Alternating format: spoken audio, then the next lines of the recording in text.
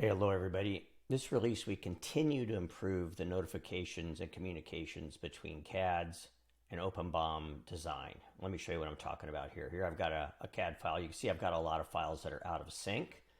This is just might be a typical way that I'm working. And I'd like to show you my, here's the design project for that on my, in OpenBOM. And I'm working in CAD over here, and I'm going to lock and unlock a couple of files, and I want you to watch this over here and see how this updates. So we see that if I decide to lock a file, let's watch this clip here, number 6, or unlock it from CAD, everyone on my team will immediately be notified. So I'm just looking at this line right here, and I'm going to come over here and lock this clip.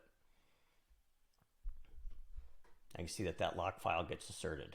So anyone who has this file out will see that their lock status has been updated, and you'll notify everyone on your team immediately if you lock or unlock a file. So that is the March 2025 release of OpenBOM Workspace Manager CAD integrations.